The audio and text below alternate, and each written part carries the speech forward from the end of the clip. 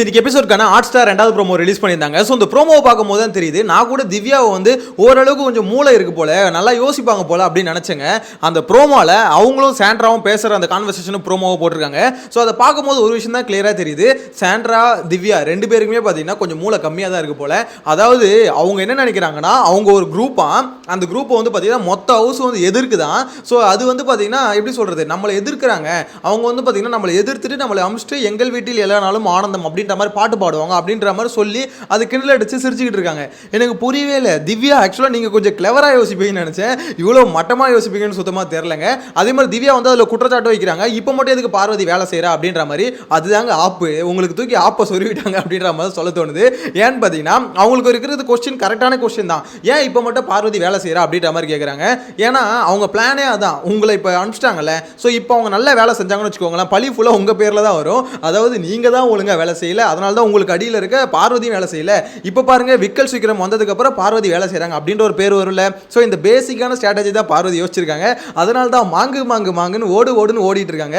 எப்படி சொல்றது, ஓடா தேய்றாண்டான்னு சொல்லுவாங்களா, அந்த மாதிரி பார்வதி பார்த்தீங்கன்னா தேஞ்சிட்டு இருக்காங்க. அவங்க கிட்ட யாரு குரலை ஒஸ்தி பேசினாலும் அப்படியே பார்த்தீங்கன்னா அடங்கிடுறாங்க. துஷார் அப்படியா, பிரச்சனையா, ஓகே ரம்யா உங்களுக்கு இந்த பிரச்சனை இருக்கா, ஓகே ரம்யா. அதாவது இது வரைக்கும் இத்தனை நாள் பார்வதி அப்படி பார்த்துக்க முடியாது, அந்த மாதிரி பர்ஃபார்மன்ஸ் போறாங்க. ஸோ அதை பற்றி பார்த்தீங்கன்னா ரம்யா வந்து என்ன, அவங்க பேர் என்ன, திவ்யா என்ன சொல்றாங்க, இல்லை இந்த மாதிரி பார்வதி இப்போ பண்ணுறது இப்போ மட்டும் வேலை செய்ய முடியுது அப்படின்ற மாதிரி அவங்க கேட்குற கேள்வி நியாயமான கேள்வி. அது இப்போ பார்வதி அப்படி தான் பண்ணாங்கன்னு வச்சுக்கோங்களேன், அது ஸ்ட்ராட்டஜி. அந்த ஸ்ட்ராட்டஜியில் அவங்க ஜெயிச்சிட்டாங்க, நீங்கள் தோத்துட்டீங்க அப்படின்ற மாதிரி சொல்லலாம். ஆனால் உங்களை கார்னர் பண்ணுறாங்கன்னு எப்படி சொல்கிறீங்க, அதான் எனக்கு புரியலங்க. ஆக்சுவலாக அவங்க என்ன சொல்கிறாங்கன்னா, இவங்களை வந்து கார்னர் பண்ணுறாங்களா, யார், சாண்ட்ரா சொல்கிறாங்க. பிரஜன், சாண்ட்ரா, அப்புறம் திவ்யா, இவங்க மூணு பேரையும் மொத்த பேர் சேர்ந்து எதிர்த்து கார்னர் பண்ணுறாங்களா. அதுக்கான ரீசன் அவங்க என்ன தெரியுமா சொல்கிறாங்க, திவ்யா வைக்கிற ஒவ்வொரு இதுக்கும் பார்த்தீங்கன்னா ஆப்போசிட்டில் ஒரு கருத்து வைக்கிறாங்களாம். நீ பண்ணுற ஒவ்வொரு விஷயத்தில் மட்டும் அவங்களுக்கு எப்படி குறை கண்டுபிடிக்கிறாங்க அப்படின்ற மாதிரி கேட்குறாங்க. ஆக்சுவலாக திவ்யா கொஞ்சமாவது யோசிக்கணும். எல்லாருமே ஒரு விஷயத்த சொல்கிறாங்கல்ல, கனி சொல்கிறாங்க, சபரி சொல்கிறாங்க, அந்த பக்கம் பார்த்தீங்கன்னா எப்படி சொல்கிறது, பிரவீன் ராஜ் எல்லாம் உங்களை சப்போர்ட் பண்ணுற எல்லாருமே சொல்கிறாங்க, இந்த மாதிரி நீங்கள் கோவப்படுறீங்க அப்படின்னு சொல்கிறாங்க. அது அவங்களுக்கு புரியுதா புரியலையான்னு தெரியல. ஏன் உங்களை துஷார்லாம் உங்களை எதிர்த்து கேள்வி கேட்குறான், உங்ககிட்ட சண்டைக்கு வரானா கொஞ்சமாவது பேசிக்காக யோசிக்கணும். அந்த பையன் உண்மையில நல்ல பையங்க. ஆக்சுவலாக துஷார் நான் என்ன வேணா சொல்லுங்கள், நேற்று நைட்டு அந்த சபரி எல்லாம் கட்டி பிடிச்சான் பார்த்தீங்களா. ஸோ அதுலேருந்தே தெரிஞ்சிருக்கும் உண்மையிலே அந்த பையன் நல்ல பையன். அவன் வந்து ஒரு நல்ல கேரக்டர் இருக்கு அவனுக்கு, யாராவது கஷ்டப்பட்டா உடனே போய் முன்னாடி நிற்கிறான், ஹெல்ப் பண்ணுறான். ஸோ அவனுக்கு ஒரு கேரக்டர், நல்ல கேரக்டர் இருக்கு. அப்படிப்பட்ட பையன் வந்து உங்கள் மேலே கோவப்படுறான்னா கம்பல்சரி உங்ககிட்ட ஏதோ ஒரு பிரச்சனை இருக்குது, நீங்கள் பண்ணுற விஷயம் ஏதோ ஒன்று இரிட்டேட் ஆயிருக்கு அப்படின்றதுனால தான் கோவப்படுறான். உங்ககிட்டையும் கோவப்பட்டான், அது மாதிரி பார்வதிக்கிட்டையும் எல்லாருக்கிட்டையும் தான் கோவப்படுறான். ஏன்னா அவனை பொறுத்த வரைக்கும் இதுக்கப்புறம் கோவம் வந்தால் வெளியே காமிச்சிரு அப்படின்ற மாதிரி விஜய் சேதுபதி சொல்லிட்டாரு. அதனால இதுக்கப்புறம் காமிக்கிறேன் படுறான் கோவத்தின்னு ஒவ்வொரு இடத்துலையும் காமிச்சிட்டு இருக்கான்னு வச்சுக்கோங்களேன். இருந்தாலும் அவன் கேட்ட கேள்வி நியாயமான கேள்வி தான், நீங்கள் ஏன் கோவப்படுறீங்க, ஏன் கத்தி பேசுறீங்க அப்படின்ற மாதிரி கேட்குறாங்க. அவன் மட்டும் இல்லை, வீட்டில் இருக்க ஒவ்வொருத்தரும் கேட்குறாங்க. இப்போ என்னன்னா எல்லாருமே கேள்வி கேட்டாங்க. ஸோ எல்லாருமே எனக்கு அகென்ஸ்டாக இருக்காங்க. எல்லாருமே பார்த்தீங்கன்னா கார்னர் பண்ணுறாங்க, கார்னர் பேரடைஸ் கார்னர் அப்படின்ற மாதிரி பார்த்தீங்கன்னா இவங்க மூலையில் உட்காந்து இவங்க ஒரு கார்னரில் உட்காந்துக்கிட்டு இவங்களை கார்னர் பண்ணுறாங்க அப்படின்ற மாதிரி பேசிகிட்டு இருக்காங்க. எனக்கு புரியலைங்க. சாண்ட்ராவெல்லாம் உண்மையிலே சொல்கிறேன், நான் உள்ளே வரும்போது ஓகே இவங்களாம் கொஞ்சம் கிளவராக ஆடுவாங்க போல, பிரஜன்லாம் கொஞ்சம் கிளவராக ஆடுவார் போலன்னு நினச்சேன். சாண்ட்ரா பிரஜன் கிட்டத்தட்ட ரெண்டு பேரும் சிமிலர் கேரக்டர் தான். கோவம் வந்தால் என்ன பேசுகிறோன்னே தெரிய மாட்டுது, வார்த்தையை ஃபுல்லாக கொட்டிடுறாங்க. எனக்கு தெரிஞ்சு விஜய் சேதுபதி இவங்களை எப்படி ஹேண்டில் பண்ணுவார் இருந்தாங்க தெரியல. ஏன்னா ஃப்ரெண்டோட மனைவி அவர் சொல்லும் போதே சொல்லி தான் அமைச்சார், இந்த மாதிரி நாங்கள் உள்ளே பேசுறதெல்லாம் எதுவும் எடுத்துக்கூடாது, நீங்கள் எல்லாம் ஷோ முடிச்சுட்டு வீட்டுக்கு டின்னருக்கு வாங்க அப்படின்னு நம்ம இன்வைட்லாம் பண்ணார். ஆனால் உள்ள நான் நல்லா பேசுவேன், அது எதுவும் தப்பாக எடுத்துக்கூடாது சொன்னால் இவங்களும் தப்பாக எடுத்துக்க மாட்டேன்னு சொல்லிட்டாங்க.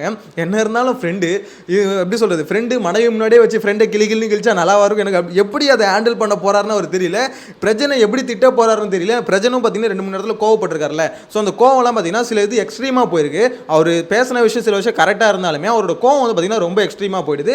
அதே தான் பார்த்தீங்கன்னா திவ்யாவும் 3 பேருக்குமே கோவம் வந்து ரொம்ப பீக்கில் இருக்குது. 4 வைல்ட் கார்டில் 3 வைல்ட் கார்டு பார்த்தீங்கன்னா கோவம் வந்து ரொம்ப அதிகமாக வருது. ஒரு வைல்ட் கார்டுக்கு கோவம் சுத்தமாக வர மாட்டுது. அதுதான் இங்கே டிஃப்ரென்ஸு. 4ல் ஏதாவது ஒன்று தேருன்னு நினச்சேன், 4மே தேராமல் போயிடுச்சே பாஸ் அப்படின்ற மாதிரி தான் இருக்குது. அடுத்த வாரம் ஏதோ வைல்ட் கார்டு இருக்குது நீங்களே, இப்போ வரைக்கும் ஏதோ ப்ரோமோவும் வரல. தயவு செஞ்சு அப்படி ஒரு பிளான் வச்சிருந்து தயவு செஞ்சு கேன்சல் பண்ணிட்டீங்கன்னா கேன்சல்லாம் பண்ணிடாதீங்க, திருப்பி உள்ளே விடுங்க. ஏன்னா இப்போ வரைக்கும் நாங்கள் என்ன பண்ணிட்டு இருக்கோம், டைட்டில் வின்னர் யாராவது இருக்காங்க அப்படின்ற மாதிரி தேடிட்டு இருக்கோம். நாங்களும் எவ்வளோ தேடி பார்த்துட்டோங்க, டைட்டில் வின்னர் மட்டும் கிடைக்கவே இல்லைங்க. எல்லாம் என்ன சொல்கிறாங்க, பார்வதி தான் டைட்டில் வின்னர்ன்றாங்க, இல்லை திவாகர் தான் டைட்டில் வின்னர்ன்றாங்க. ஸோ இந்த மாதிரி வார்த்தையெல்லாம் கேட்கறதுக்கு எவ்வளோ மனசு கஷ்டமாக இருக்குது. கொஞ்சம் நீங்களே பாருங்கள், விஜய் டிவி கொஞ்சம் பிக் பாஸ் டீம் பார்த்து இன்னும் கொஞ்சம் வைல்ட் கார்டு ஒரு 2-3 பேர் எடுத்து எடுத்து போடுங்க. ஒரே ஒரு நாங்கள் என்ன கேட்குறோம், ஒரே ஒரு டைட்டில் வின்னர் தானே, கொஞ்சம் அவரை மட்டும் கொஞ்சம் பார்த்து அமுச்சு விடுங்க. முடியலங்க, அந்த டைட்டில் வின்னரை நாங்களும் பார்த்துடலாம் இந்த சீசனில். இப்போ கிடச்சிருவார், இவர் தான் டைட்டில் வின்னரா, அவர் தான் டைட்டில் வின்னரா யோசிக்கிறோம். அதாவது இவர் தான் ஃபினாலே ஸ்டேஜில் நிற்க போகிறாரு யோசிக்கிறோம். இது வரைக்கும் ஒருத்தர் கூட கண்ணில் படலைங்க. வீட்டில் எத்தனை 19 பேர் இருக்காங்க, ஆனால் ஒருத்தர் கூட கண்ணில் படலைன்றது எவ்வளோ கஷ்டமான விஷயம் பார்க்குற ஆடியன்ஸுக்கு. இந்நேரத்துக்கு ஒவ்வொரு ஃபேவரட் இருந்திருக்கணும். ஆனால் இந்த சீசனில் இப்போ வரைக்கும் ஒரு ஃபேவரட் கூட இல்லை. அதுக்கு என்னை பொறுத்த வரைக்கும் என்னதான் நீங்கள் யாரை குறை சொன்னாலும் சரி, இந்த நீங்கள் கண்டஸ்டன்ட் செலெக்ஷன் இருக்குல்ல, அது கொஞ்சம் பார்த்து கொஞ்சமாவது கொஞ்சம் யோசிச்சு விளையாடுறவங்களா பார்த்து அனுப்புங்க. எனக்கு உண்மையிலே ஆச்சரியமா இருக்குங்க. இது வரைக்கும் எந்த சீசன்லையும் இப்படி ஒரு செலெக்ஷன் இருக்கவே இருக்காது. அதாவது வைல்ட் கார்டு சீசன் 7ல் இந்த மாதிரி தான் இருந்தது. அட யாரா இது அப்படின்ற மாதிரி போயிட்டு இருந்தது. யாரா ஜெயிக்க போறா. பிரதீப் ஆண்டனி மேலே கூட பார்த்தீங்கன்னா அவருக்கு ஸ்டார்டிங்கில் சப்போர்ட்லாம் இல்லை. எப்படின்னா அவர் பேசுறது வந்து நிறைய இடத்துல அசிங்கமான வார்த்தை, இந்த மாதிரி அவர் மேலே கிரிட்டிசிசமும் இருந்தது. சில விஷயம் பார்த்தீங்கன்னா ஒரு கேம் பிளே வந்து ஏதோ பண்ணுறான்ப்பா, இப்போ எப்படி பார்வதி பண்ணுறாங்க அந்த மாதிரி தான் பிரதீப் ஆண்டனி பண்ணி, இந்த அளவுக்கு மோசமாலாம் சொல்ல மாட்டேன் தலைவனை. ஸோ அந்த மாதிரி ஒரு மாதிரி கொஞ்சம் கேம் வந்து இன்ட்ரெஸ்டிங்காக இருக்கிறது, கொஞ்சம் எக்ஸ்ட்ரீமாக பேசுறது வைக்கிறது பண்ணிட்டு இருந்தார். அவர் எப்போ இந்த மாதிரி எல்லாம் அகேன்ஸ்ட் பண்ணி அவர் அடிக்க ஆரம்பிச்சாங்களோ அப்போ தான் ஒரு சப்போர்ட் வந்து ரொம்ப எகிர்ச்சி. அது வரைக்கும் அந்த சீசனில் பார்த்தீங்கன்னா யாராவது டைட்டில் வின்னர் அப்படின்ற மாதிரி யோசிக்க முடியல. அவர் வெளியே வந்ததுக்கு அப்புறமா அவர் பேர் பயங்கரமாக ஃபேமஸ் ஆச்சு. ஆனால் அதுக்கப்புறம் உள்ள வந்து அர்ச்சனா வந்து அதை அப்படியே பார்த்தீங்கன்னா கேரி ஃபார்வர்ட் பண்ணினாங்க, அப்படியே அவங்க எடுத்துக்கிட்டாங்க அந்த சப்போர்ட் ஃபுல்லாகவே. ஸோ அதுக்கப்புறம் டைட்டில் வின்னர் ஆனாங்கன்னு வச்சுக்கோங்களேன். அவங்க கிட்ட சில பல குறைகள் இருந்தாலுமே, அதாவது அவங்க எப்படி சொல்கிறது, கடைசியில் அந்த சீசன் முடியும் போதெல்லாம் ஸ்டாண்டை மாற்றினாங்க அப்படின்ற மாதிரி இருந்தாலுமே, அவங்க வந்து அந்த சமயத்தை உள்ளே வந்தப்போ அவ்வளோ பேர் எதிர்த்தாலும் அவங்க வச்ச பாயிண்டில் கரெக்டாக இருந்தாங்க, அவங்க அழுதாலும் கரெக்டாக இருந்தாங்க. இங்கே எனக்கு அதுதான் புரியல. இப்போ திவ்யா என்ன நினைக்கிறாங்க, ஒருவேளை அர்ச்சனா மாதிரி நம்ம எல்லாம் கரெக்டாக தான் பேசுகிறோம், மற்றவங்க வந்து நம்ம எதுக்குறாங்க அப்படின்னு நினைக்கிறாங்களா என்னன்னு தெரியல. ஆனால் இங்கே அந்த சினாரியோ கிடையாது. இங்கே வந்து பார்த்தீங்கன்னா குரூப்பாக சேர்ந்து உங்களை அடிக்கவே இல்லை. இவங்க அந்த ஒரு ப்ரொஜெக்ஷன் கொண்டு வராங்க. இங்கே குரூப் சேர்ந்து அடிக்கலைங்க. நீங்கள் கோவமாக பேசாதீங்க. ஏன்னா இவங்க தான் வந்து கிளாஸ் எடுத்தாங்க. இந்த மாதிரி வந்து கத்தக்கூடாது, கோவப்படக்கூடாது, இந்த ஷோக்குன்னு ஒரு டிக்னிட்டி இருக்குது, டிகோரம் இருக்குது, இந்த மாதிரிலாம் பேசிட்டு இருந்தாங்க. இவ்வளோ பேசிட்டு இவங்க தான் வந்து கத்திட்டு இருக்காங்க. அதை வந்து அவங்க கூட க்ளோஸாக இப்போ பழகிட்டு இருக்க எஃப்ஜே, சபரி, கனி எல்லாருமே சொல்லிட்டு இருக்காங்க. அது மட்டும் இல்லாமல் அவங்க பேர் பிரவீன்ராஜ்லாம் நல்லா க்ளோஸாக பழகுறாரு. ஸோ அவருமே சொல்கிறார் நீங்கள் வந்து கோவப்படுறீங்க அப்படின்னு. யாரு சொல்றதையும் கேட்காம மொத்த பெரிய ஒரு குரூப்புக்குள்ள அடக்கி இவங்க எல்லாம் எனக்கு அகேன்ஸ்டா பேசுறவங்க இருக்காங்க இல்லைன்னு நான் சொல்ல. நிறைய பேர் அகேன்ஸ்டா, ஏன்னா வைல்ட் கார்டு என்ட்ரினால நிறைய பேருக்கு பிடிக்காதுங்க. என்ன இருந்தாலும் 30 நாள் ஆடிட்டோம், இவனுங்க யாரா பொசுக்குன்னு உள்ள வந்து அப்படின்ற மாதிரி ஒரு இவ்வளோ பேச்சு பேசுறானுங்களே அப்படின்ற காண்டு இருக்கும்ல. ஸோ அவங்க மேலே நிறைய பேருக்கு காண்டு இருக்கு. அந்த வன்மை இருக்க தான் செய்யும் ஆப்வியஸாக வைல்ட் கார்டில் வரும்போது. ஸோ அதை வந்து நீங்கள் எப்படி டேக்கிள் பண்ணுறீங்கன்றதான் உங்கள் கேமில் இருக்குது. இங்கே வந்து நீங்கள் கார்னர் அப்படின்ற மாதிரி ஒரு விஷயத்தை நீங்களே சொன்னீங்கன்னா அது தப்பாக தான் தெரியும். ஒரு வகையில் பார்த்தீங்கன்னா கார்னர் பண்ணும்போது ஆடியன்ஸுக்கே தெரிய ஆரம்பிச்சிடும். ஓகே இவனுங்கெல்லாம் கேங் சேர்ந்து இப்போ எப்படி அன்பு கேங் இருந்தது, இப்போ அன்பு கேங் இருந்ததுன்னு சொல்கிற அளவுக்கு வச்சிட்டாங்க. ஏன்னா அன்பு கேங் இப்போ என்ன பண்ணியிருக்கானுங்க, அங்கங்கே பிரிஞ்சு யோசிச்சு பாருங்களேன். கனி, சபரி இவங்களாம் வந்து அதிகமாக பார்த்தீங்கன்னா க்ளோஸாக பேசுறதே இல்லை, அங்கங்கே உட்காந்து பேசுறதே இல்லை. அந்த போன வாரம் போட்ட அடியிலேருந்து இதுக்கப்புறம் அன்பு கேங் வந்து முற்றிலும் கலைக்கப்படுகிறது 2.0 இதுக்கப்புறம் இல்லை அப்படின்ற மாதிரி எழுதி கொடுத்துட்டு போயிட்டாங்க ஒவ்வொருத்தரும். ஸோ ஒவ்வொருத்தரும் பார்த்தீங்கன்னா அங்கங்கே இருக்காங்க, ஆனால் பெருசாக பார்த்தீங்கன்னா சப்போர்ட் பண்ணிக்கிறது இல்லை. ஸோ கிளவராக தான் இந்த வாரம் ஆடிட்டு இருக்காங்கன்னு வச்சுக்கோங்களேன். அப்படி இருக்கும் போது இவங்க வந்து மொத்தமாக குரூப்பிசம்னு சொல்கிறாங்கன்னா, அதாவது ஒரு டார்கெட் பண்ணி, அதாவது இவங்களை மட்டும் அடிக்கணும்னு நினச்சி அடிக்கிறாங்களா அப்படின்னு பார்த்தீங்கன்னா இது வரைக்கும் வீட்டுக்குள்ளே அப்படி யாரும் அடிக்கல. அவங்கள பொறுத்த அவங்களை அடிக்கிறது யாருன்னு பார்த்தீங்கன்னா பார்வதி அண்ட் கோ மட்டும்தான். ஏன்னா அவங்களுக்கு இவங்க தான் வாய்க்கா தகராறு இருக்குது. ஸோ அதனால் அடின்னு அடிச்சிட்டு இருக்காங்க.